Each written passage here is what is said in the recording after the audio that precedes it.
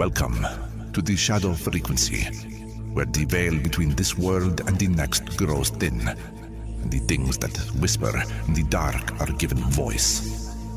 From the cryptic candlelit studios, deep in the Indiana forests, your host, Matt Wilson, and his spectral producer, Juniper Ravenwood, unearth the forbidden, the forgotten, and the fearsome.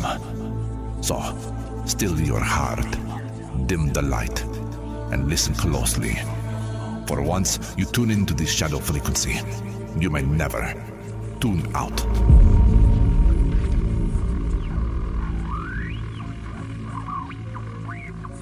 Welcome back to the Shadow Frequency. I'm Juniper, and tonight the room feels just a little colder than it should. Not the kind of cold that comes from weather either. This is the kind that settles around the edges of an old story, the kind that makes you look over your shoulder even when you're sitting perfectly still. And I'll tell you, every once in a while we come across a case that does not simply ask, do ghosts exist, or can something survive death, yet asks something much more uncomfortable. What if death leaves a mark? What if a wound can cross from one life into the next? What if a child comes into the world already carrying the memory of the person he used to be? Tonight we have a case we recently discovered, and I think it is one we need to check out carefully. I'm pulling out tonight's episode now, and the title alone is enough to make the file feel heavier than paper. Tonight's case is called The Birthmark and the Axe, the boy who remembered his own murder. This story centers on a young Druze boy from Golan Heights region near the Syrian-Israeli border. According to the account, he was only 3 years old when he began telling his family that the long red birthmark on his head was not just a birthmark. He said it was the sign of a fatal wound from a previous life, an axe blow. And then, as the story goes, he did something even more chilling. He named the place he had lived, named the man he claimed had killed him, and led adults to where a body and an axe were said to be buried.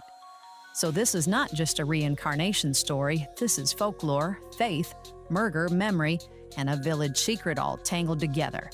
Chris, we'll start with you. What do you make of a case where a child does not simply remember a past life, but remembers his own death? June, that's the bit that really gets under my skin. A child saying, "I was someone else," is already strange enough. But a child saying, "I was murdered, and I know who did it," that's a whole different kind of darkness. It makes the story feel less like a memory and more like unfinished business. Exactly. It's as if the past did not fade away. It waited for a small voice to speak it out loud. Matt, what about you? When you hear about a birthmark allegedly mentioning a fatal wound, where does your mind go first? I think about the mark itself, because the story can be told, retold, exaggerated, passed around, but a mark on the body is harder to ignore. If that mark is there before the child can even speak, and then the child later starts describing a death that matches it, that's when the file starts to feel a little alive. A wound that arrives before the words do, that is exactly the kind of thing that makes this case linger. And with that, Matt, let's step into tonight's case. You are tuned to the shadow frequency, where every whisper tells a story from beyond the veil. Hosted by Matt Wilson, produced by Juniper Ravenwood, with Chris Beach. The darkness continues. Thanks, Juniper. And this one really does begin with an image that is hard to shake. Not a haunted house, not a light in the sky, not a creature glimpsed at the edge of a tree line. It begins with a child, a little boy, only 3 years old, born into the Druze community of Golan Heights, carrying a long red birthmark across his head. Now that region already has a heavy atmosphere when you start reading about it. The Golan Heights sit near the Syrian-Israeli border, a place layered with old villages, disputed territory, military tension, family histories, and stories that do not always stay neatly in the past. And among the Druze, reincarnation is not treated like a spooky campfire idea. It is woven into identity, community, and the way some families understand death itself. So when this boy began to speak, When he allegedly told his family that the mark on his head came from an axe blow in another life, they did not simply laugh it off as toddler imagination. They listened, because in that cultural world, a child's strange words might not be nonsense. They might be a soul trying to remember its way through the dark. The Druze belief in reincarnation gives this story its deeper foundation. In that tradition, the soul does not drift into some vague nowhere. It returns. It moves into a newborn life, continuing its journey within the community. And then there is the phenomenon often described as nuke, meaning a child begins to speak about a previous life. These are usually very young children, often around the age when language is just becoming clear enough for adults to understand. That detail matters, because we are not talking about an adult reconstructing a memory after years of reading, watching, and absorbing. We are talking about a child who should barely know the geography of his own home, suddenly speaking as if there is another map inside of him. A different house, another name, a death scene, a wound. The kind of things no parent expects to hear from a child who still belongs in the world of toys, meals, naps, and small everyday comforts. And yet, according to the story, this boy's words kept pointing backward, toward a life that had ended violently and refused to stay silent. As the account is told, the boy's claim was specific, in the way that makes these cases so unsettling. He did not simply say he had died. He said he had been killed. He said he had been struck in the head with an axe, and there, on his own head, was that long red mark, like a line drawn by something older than birth. That is the hook that pulls this case out of ordinary reincarnation lore and into something much darker. Because if the boy had only said, "I used to live somewhere else," the story would still be strange. But when a visible mark becomes tied to a violent memory, when the child's body seems to be carrying the clue before the child even understands what a clue is, the whole atmosphere changes. Suddenly, the birthmark is not just a mark. It becomes evidence in a mystery that death was supposed to close.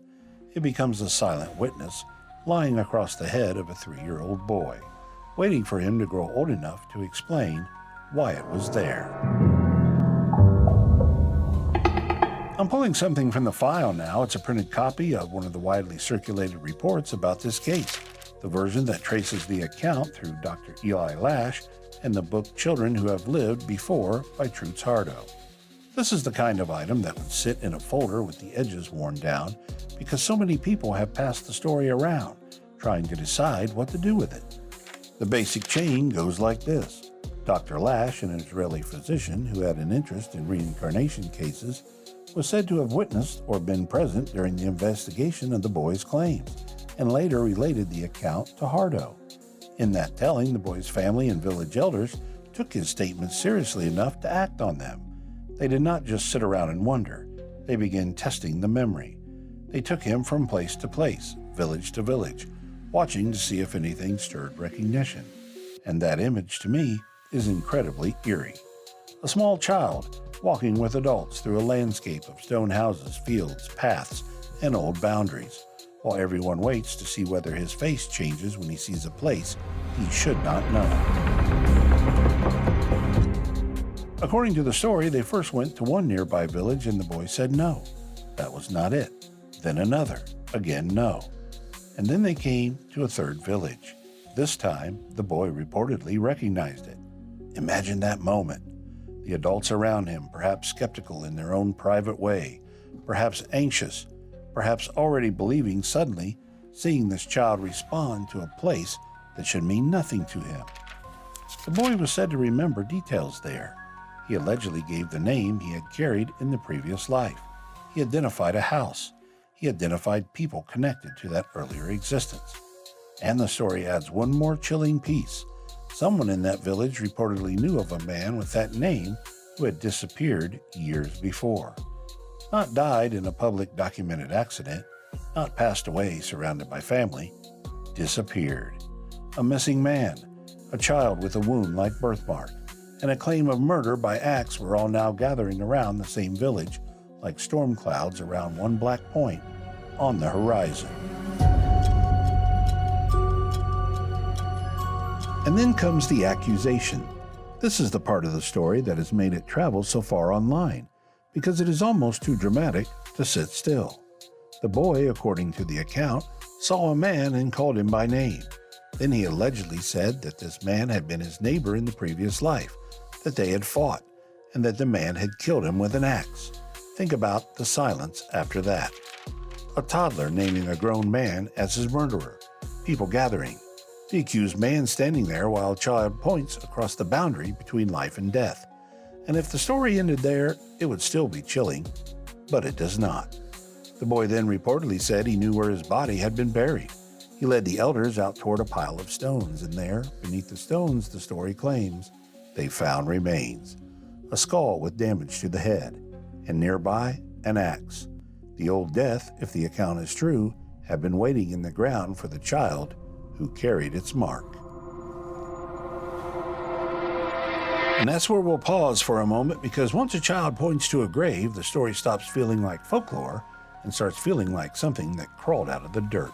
That is deeply unsettling. The idea that the body and the birthmark might be connected makes the whole case feel like a message written twice. And the fact that the child allegedly named the killer before the discovery, that's the part that makes the hairs stand up. That's not just a memory. That's an accusation from beyond. Exactly. Coming up in the second half, we'll dig into the alleged confession, the cultural weight of Druze reincarnation stories, the birthmark connection, and the one careful skeptical angle we need to place beside all of this. Juniper and Chris, over to you. Some wounds heal, others follow the soul into the next life.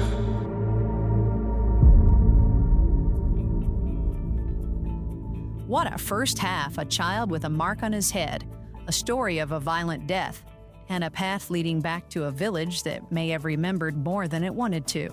I keep wondering, what are you thinking right now? Is this a case of memory surviving death, a secret finding a voice, or something even stranger hiding inside the traditions that surround us? Chris, I'm going to hand it over to you before we go any deeper into the graveyard end of this file. Thanks, June. And honestly, this one has that uncomfortable feeling, doesn't it? A child saying something odd is one thing, but a child leading adults toward a buried past is the sort of detail that sits with you. While we've got you here in the shadows, take a second to like and subscribe on whatever platform you're using. It really does help the algorithms know that people are listening, and it helps more strange little files like this find their way to new listeners. You can follow the Shadow Frequency on Facebook, TikTok, YouTube, Rumble, and all major podcast directories. And of course, head over to shadowfrequencypodcast.com, where you'll find every episode, the companion blog, merch, show notes, and links to every platform. You can also support the show by buying us a coffee on the website. And if you've got a story, a thought, or something strange from your corner of the world, reach out through the site by email or voice message. It might even be played on a future episode. June, I'll send it back to you before this file starts whispering again. Thanks, Chris. And now I think it's time to fire up the Spectral Cosmic Message Materializer. I'm flipping the switches now, warming up the coils and letting the old thing pull a signal out of whatever corner of the dark it's been listening to tonight. There it goes, a little curl of paper sliding through the slots, edges brown like it has two floats to a piano flame. Let's scroll it out carefully, smooth out the static, and see what kind of voice has found its way into the room this time. Tonight's email comes from Patricia in South Dakota, who listens on Spotify while driving for work. She writes, I spend a lot of my work days driving across South Dakota, and there are stretches where it's just open road, fields, fence lines, and sky in every direction. That's usually what I put on the Shadow Frequency through Spotify. There's something about listening to the show when the road gets quiet that makes the stories hit. My favorite episodes are hauntings and time travel. The haunting stories make those old empty farmhouses look a little less empty when I pass them. And the time travel episodes always get me thinking about whether some places are holding on to more than one moment at a time. Thanks for keeping me company out there on the road. Keep the highway shadows behind you. Patricia, South Dakota. Patricia, I love that. Open road, fields, fence lines, and sky in every direction is such a perfect setting for this show. And I know exactly what you mean about certain stories hitting harder when the road gets quiet. Thanks for listening on Spotify. Thanks for taking us along on those drives, and I absolutely love that sign-off. And for anyone else who wants to send us a message, you can email us at shadowpodcast@protonmail.com. Tell us where you listen, what platform you use, and what kind of strange stories you pull in. Chris, I'm turning it back over to you for some shadow news. Thanks, June. I love that email. There's something about South Dakota roads and a paranormal podcast that feels almost too perfect. You're driving along, nothing but distance and headlights, and suddenly the episode makes every farmhouse and fence post look like it knows something. A new astronomy study suggests our solar system may actually be the odd one out. Researchers led by Matthew Teasdale found that systems with 2 stars can be surprisingly efficient at forming planets, especially beyond an inner danger zone, where conditions are too chaotic. Using computer simulations, the team found those outer regions may produce planets even more readily than single-star systems like our own. So worlds with 2 suns, like Tatooine in Star Wars, may be a lot more common than we once thought. I'll send it back to you. Thanks, Chris, and I have to say, the idea that 2 sun worlds may be more common than we thought is just wonderfully strange. We grow up thinking our sky is the normal one sun, one sunset, one shadow direction, and then science taps us on the shoulder and says actually the universe may have been doing it differently almost everywhere else. And that does tie back in tonight's case in a strange little way. We assume the world works one way because that is the way we experience it. One life, one death, one beginning, one ending. The stories like this challenge that. They ask whether reality may have more layers than we usually notice. So let's return to the boy, the birthmark, the axe, and the grave. Matt, take us into the second half. A birthmark is easy to dismiss until the child starts naming the dead.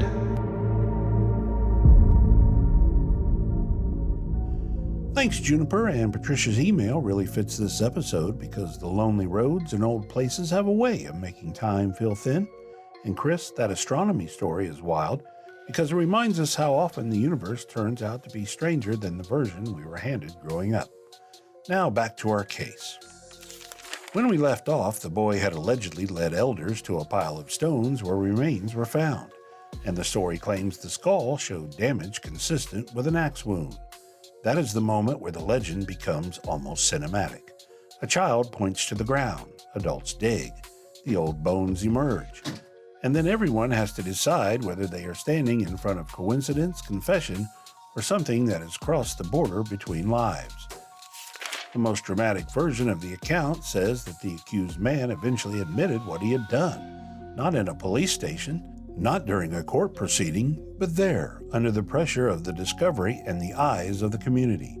And if that detail is true, then the boy did not simply remember a previous life, he brought a hidden death back into the world of the living.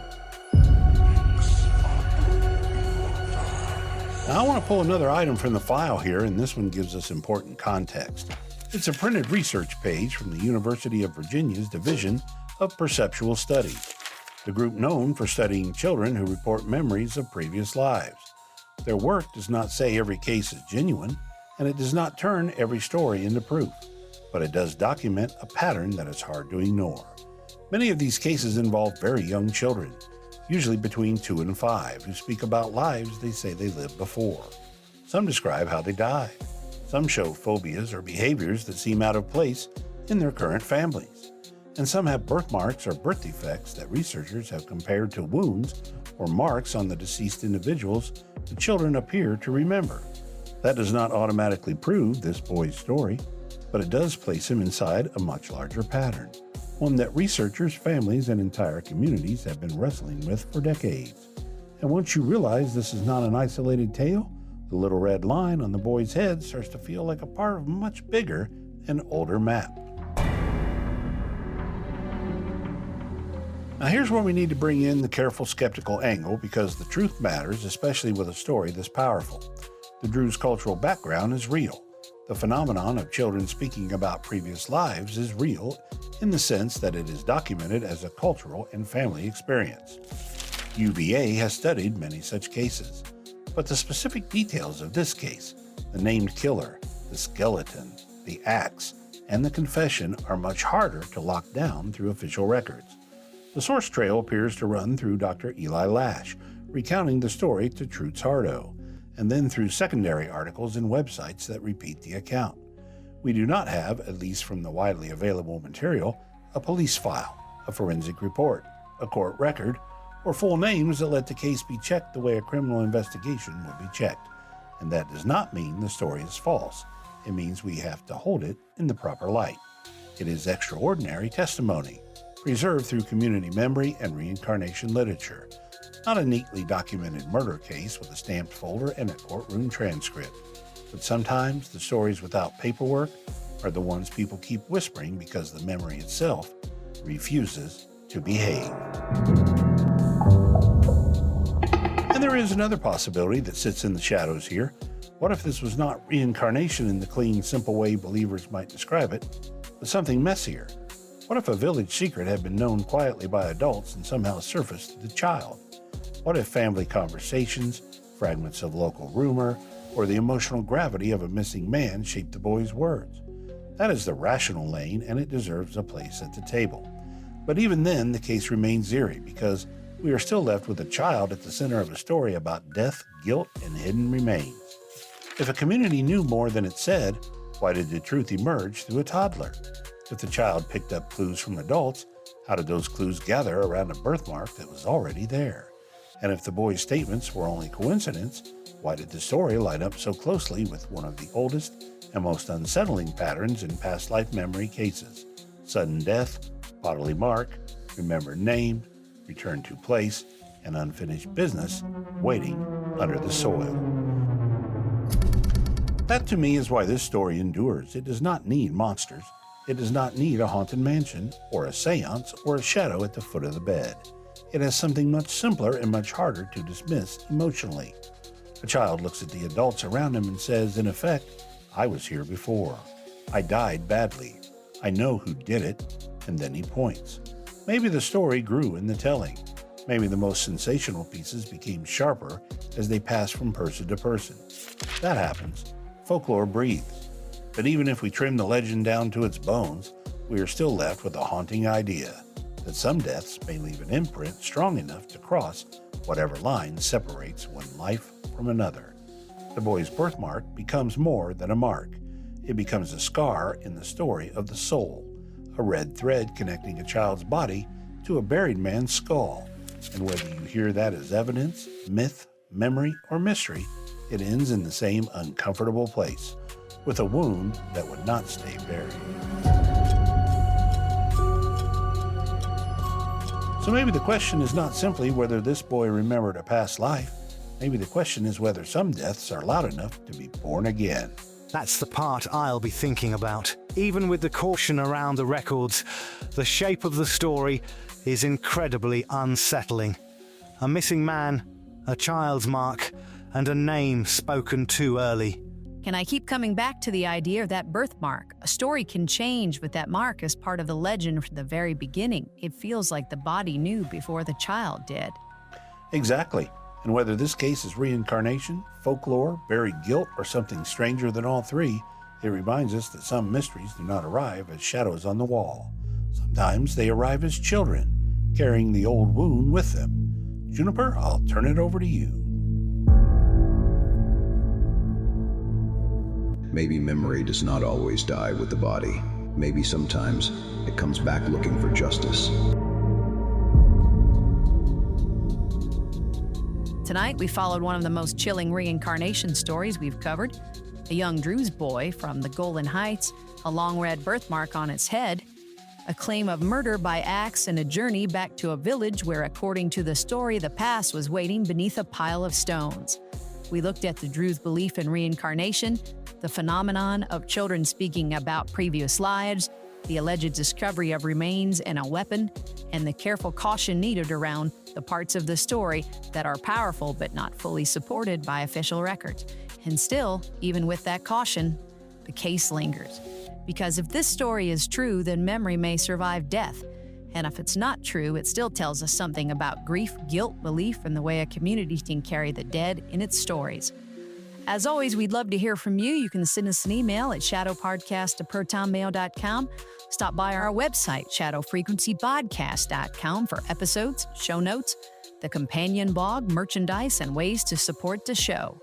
And if you have a strange story, a local legend, a family mystery, or just want to tell us where you listen, send it our way. Your message might drift through the spectral cosmic message materializer on a future episode. You guys want to say goodnight? Good night, everyone. Be kind to each other. Keep an eye on the shadows. And if a story follows you home tonight, maybe don't turn your back on it too quickly. Good night, everybody. Thanks for spending part of your night with us. Keep asking questions, keep listening closely, and remember that sometimes the strangest stories begin with the smallest voices. Good night from the Shadow Frequency. Until next time, keep the signal close, keep the dark at a respectable distance, and if an old wound starts whispering through the static, listen carefully before you answer. This episode was conjured with a solemn vow to explore the unexplained while remaining bound to the truths that have been unearthed. All interpretations are speculative and offered only for your enlightenment and your entertainment.